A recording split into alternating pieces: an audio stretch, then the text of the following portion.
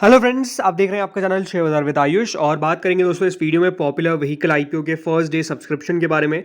आज पहला दिन था और पहला दिन कैसा रहा, कितना सब्सक्रिप्शन निकल कर आया है इस इशू के अंदर, ये हम समझने वाले हैं। हर एक कैटेगरी के द्वारा रिटेल, क्यूआईबी, एच9, नो डाउट देखिए इंपॉर्टेंट रहेगा समझना कि कितना इस आईपीओ का ग्रे मार्केट प्रीमियम चल रहा है। एंड इंपॉर्टेंट क्वेश्चन क्या है अभी कि इशू में पैसा लगाना भी चाहिए या फिर नहीं लगाना चाहिए, राइट। तो इसके बारे में भी इस वीडियो में चर्चा करेंगे, तो वीडियो को देखिएगा पूरा। लेकिन उससे पहले अभी तक अगर दोस्तों आपने चैनल को सब्सक्राइब नहीं किया है तो सबसे पहले आप लोग चैनल को सब्सक्राइब कर लीजिएगा। So friends, popular vehicle and services IPO का आज फर्स्ट डे था और फर्स्ट डे कंप्लीट हो चुका है। अब इस इशू के 2 दिन और बचे हुए हैं। कौन कौन से? 13 एंड 14 ऑफ मार्च, 2 दिन अब आप इस इशू में और पैसा लगा सकते हैं। ₹2 की फेस वैल्यू है, करीबन 280 से 295 रुपीज़ का प्राइस बैंड है। बट हमेशा ये बात ध्यान रखिएगा, हमेशा जो इशू होता है उसको अपर प्राइस बैंड पर ही अलॉटमेंट दिया जाता है। तो 295 रुपीज़ का एक शेयर है, कुल मिलाकर 50 शेयर आपको मिलते हुए नजर आएंगे इन सिंगल लॉट। इस बात का दोस्तों ध्यान रखिएगा कि अगर आप फर्स्ट टाइम किसी आईपीओ में लगा रहे हैं तो हमेशा दोस्तों उसको अपर प्राइस बैंड पर ही लगाना है। अगर आप दोस्तों लोअर प्राइस बैंड पर लगाएंगे, अपर प्राइस बैंड पर नहीं लगाएंगे तो फिर आपको आईपीओ अलॉट नहीं होगा। तो 295 रुपीज़ या फिर कट ऑफ प्राइस पर 295 एंड कट ऑफ प्राइस, इन दोनों को अप्लाई करना है अगर आप आईपीओ में लगाना चाह रहे हैं। कुल मिलाकर दोस्तों 601 करोड़ का आईपीओ है, जिसमें से 250 करोड़ का तो फ्रेश इशू और बचा हुआ बाकी का ऑफर फॉर सेल है 351.55 करोड़ का। इसमें कंपनी ने अपने एम्प्लॉयज के लिए 28 रुपीज़ पर शेयर का डिस्काउंट भी रखा है और बीएसई एनएसई दोनों पर इसकी लिस्टिंग भी आपको देखने को मिलने वाली है। इस इशू में दोस्तों एक एप्लीकेशन लगाने के लिए कुल मिलाकर आपको 50 शेयर्स के लिए अप्लाई करना पड़ेगा, जिसमें 14,750 रुपीज़ आपके एक लगेंगे। रिटेल में आप एक से लगाकर 13 लॉट्स तक लगा सकते हैं। अगर आपको 13 से ज़्यादा लॉट्स लगाने तो आपको 14 लॉट्स में जाना पड़ेगा। देन आप स्मॉल एचएनआई कैटेगरी में आ जाएंगे, जिसमें आपको 2,06,500 रुपीज़ पे करने पड़ेंगे। अगर आपको इससे भी आगे जाना है तो 68 लॉट्स के लिए आपको लगाना पड़ेगा, जिसमें आप बिग एचएनआई कैटेगरी में आ जाएंगे, जिसमें मिनिमम 68 लॉट्स आपको लगाने हैं, जिसकी वैल्यू 10,03,000 रुपीज़ यहाँ पर रखी गई है। तो फिर आपको समझ में आ चुका होगा कि आपको कितना रुपए पे करना है एक लॉट लगाने के लिए। अब दोस्तों ये समझते हैं कि यहाँ पर कितना कितना पोर्शन हर एक कैटेगरी को दिया गया है। So friends, 100% of the issue में से कल कंपनी ने 29.94% ऑफ द इशू जो है वो अपने एंकर इन्वेस्टर से रेज कर लिया है। कुल मिलाकर 180 करोड़ कंपनी ने उसमें से रेज करें। फिर उसके बाद दोस्तों जो 70% बचता है, राइट, उसके बाद हम बात करते हैं क्यूआईबीज की, जिनको करीबन 20% ऑफ द इशू दिया गया, 19.96% टू बी प्रिसाइज। जो इशू है वो दिया गया, करीबन 120 करोड़ के शेयर उनको ऑफर किए गए हैं। इसके बाद दोस्तों एचएनआई कैटेगरी आती है, जिनको 90 करोड़ के शेयर ऑफर किए गए हैं, करीबन 14.97% ऑफ द इशू, जिसमें बिग एचएनआई को 9.98% एंड स्मॉल एचएनआई को 4.99% दिए गए हैं। उसके बाद दोस्तों रिटेल कैटेगरी आती है, जिसको 34.94% ऑफ द इशू दिया गया है, करीबन 210.19 करोड़ के शेयर्स। एंड फिर दोस्तों आती है एम्प्लॉय कैटेगरी, जिसको करीबन 1.10 करोड़ के शेयर दिए गए, यानी ऑलमोस्ट 0.18% ऑफ द इशू। इस तरीके से टोटल दोस्तों कंपनी ने 601 करोड़ रुपए का यहाँ पर हम कह सकते हैं डिवीजन क्या है बिटवीन ईच कैटेगरी। सबसे बड़ा पोर्शन किसके हाथ में गया है? रिटेल के हाथ में, फिर एंकर इन्वेस्टर्स, फिर क्यूआईबीज और फिर एचएनआई और फिर एम्प्लॉयज। ठीक है, अब समझते हैं फर्स्ट डे कैसा सब्सक्रिप्शन आया। तो पहले दिन दोस्तों क्यूआईबीज ने बिल्कुल भी पैसा नहीं लगाया, मतलब ऐसे थोड़ा बहुत लगाया। करीबन 12 लाख के शेयर्स, 12 लाख रुपए आए हैं। ऑलमोस्ट 4,100 शेयर्स के लिए एप्लीकेशन आई है। कुल मिलाकर देखिए 40 लाख शेयर्स ऑफर किए गए और मात्र 4,100 शेयर्स के लिए एप्लीकेशन आई है। इसके बाद दोस्तों जो कैटेगरी आती है वो है एचएनआईज की, जो करीबन 11% ऑफ द इशू आज सब्सक्राइब किया है कुल मिलाकर, यानी एचएनआई ने भी कुछ खास सब्सक्राइब नहीं किया। करीबन यहाँ पर आप देख सकते हैं 10.29 करोड़ रुपीज़ जो है वो पहले दिन यहाँ पर आए हैं फ्रॉम द एचएनआई। जिसमें अगर मैं बात करता हूँ बिग एचएनआईज की, तो ऑलमोस्ट 5% उन्होंने इशू भरा है उनकी जो कैटेगरी है उसके हिसाब से।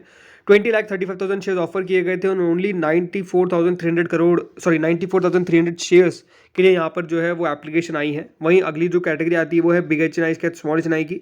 ऑलमोस्ट 25% इनका द्वारा दोस्तों जो इशू है वो भरा गया है। कुल मिला के 7.5 करोड़ पहले दिन इनके द्वारा लगाए गए हैं। 10,17,888 शेयर्स ऑफर किए गए थे और 2,54,350 शेयर्स यहाँ पर जो है वो अप्लाई किए गए हैं। इसके बाद दोस्तों जो कैटेगरी आती है वो है रिटेल की। करीबन 48% उनके द्वारा इशू जो है वो भरा गया है। 71,25,213 शेयर्स ऑफर किए गए और कुल मिलाकर 34,23,050 शेयर्स के लिए एप्लीकेशन आई। क्लोज टू 100.98 करोड़ के आसपास आज लगाया है। तो अगर देखा जाए तो एकमात्र कैटेगरी जिसने 100 करोड़ का आंकड़ा आज पार किया है या फिर 100 करोड़ का आंकड़ा टच किया है वो रिटेल है। बट यहाँ पर जो एकमात्र कैटेगरी जो आज पूरी भर पाई वो है एम्प्लॉय, और ओवरऑल 4 गुना, जी हाँ 4 टाइम्स यहाँ पर सब्सक्राइब करा है कंपनी के एम्प्लॉयज़ ने। कुल मिला के 37,453 शेयर्स ऑफर किए गए और 1,52,000 शेयर्स के लिए एप्लीकेशन आई। कुल मिलाकर 4 करोड़ और 50 लाख समथिंग जो है वो कंपनी के एम्प्लॉयज़ ने लगाया। टोटल मिलाकर जो दोस्तों इशू है वो पहले दिन 27%, यानी हम कह सकते हैं कि जो इशू है वो पहले दिन 1/3 भी भरने में कामयाब नहीं हो पाया। यानी कुल मिलाकर जो सब्सक्रिप्शन है वो काफ़ी ज़्यादा लो है पहले दिन का। कुल मिलाकर ये जो इशू है उसको 115 करोड़ पहले दिन रिसीव हुए हैं। तो सब्सक्रिप्शन से एक बात क्या पता चलती है, सब्सक्रिप्शन से एक बात साफ पता चलती है कि दोस्तों इशू को लेकर कोई खास अच्छा रिस्पॉन्स पहले दिन नहीं मिला है। अब क्वेश्चन आपके दिमाग में भी ये होगा कि इस आईपीओ में अप्लाई करना चाहिए कि नहीं करना चाहिए, राइट। देखिए सिंपल सी बात है, ये कोई रिकमेंडेशन नहीं है, ये मेरा ओपिनियन है जो आपके साथ मैं शेयर कर रहा हूँ। आपको जो भी रिकमेंडेशन चाहिए वो अपना फाइनेंशियल एडवाइजर से कंसल्ट करके ले, राइट। मेरे हिसाब से देखिए सिंपल सी बात है, mid caps and small caps दोनों में आपको गिरावट देखने को मिल रही है। मिड कैप भी कर रहा है, स्मॉल कैप भी कर रहा है। तो जब दोस्तों बाजार में ऐसा माहौल होता है जहाँ पे मिड कैप और स्मॉल कैप में आपको भारी गिरावट देखने को मिल रही है, आईपीओ मार्केट उस समय डल हो जाता है। आईपीओ मार्केट में उस समय इतना कोई खास मज़ा नहीं आता है जो एग्जैक्टली हमको देखने को मिला। देखिए आज लिस्टिंग होती है आर के स्वामी की, लिस्टिंग कितनी खराब हुई, राइट। ये अपने आप में देखिए एक पॉइंट ऑफ व्यू है जो मेरे हिसाब से इंपॉर्टेंट है। अगर देखा जाए इस कंपनी के बारे में तो देखिए कंपनी तो ठीक है, कंपनी की ग्रोथ देखने को मिल रही है। ज़रूर देखिए कंपनी का ज़्यादातर जो कारोबार है वो आपको एक ही स्टेट में देखने को मिलता है, बट यहाँ पर जो इंपॉर्टेंट बात है वो यही है कि ग्रोथ तो है। प्रॉब्लम है इस बिजनेस में वो यही कि एक लो मार्जिन वाला बिजनेस है, राइट। बिजनेस में कोई इतने खास मार्जिन नहीं है। कंपनी 5,000 करोड़ की सेल करती है तो कंपनी मात्र 60 करोड़ का मुनाफा कर रही है। तो आप खुद समझ सकते हैं कि कंपनी किस प्रकार से यहाँ पर कितना लो मार्जिन वाला बिजनेस है, जहाँ पर ऑलमोस्ट मतलब कंपनी का 5-6 करोड़ का रेवेन्यू था और 64-65 करोड़ का मुनाफा था।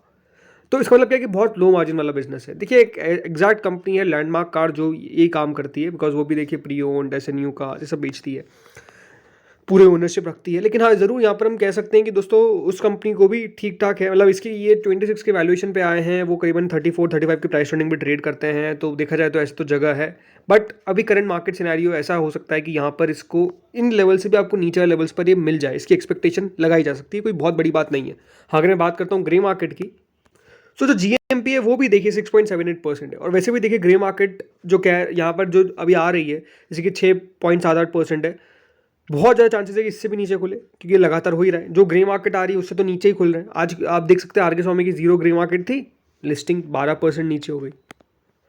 इससे पहले दोस्तों मुक्का प्रोटीन्स की ग्रे मार्केट 125% थी, 40-45% पे लिस्टिंग देखने को मिली।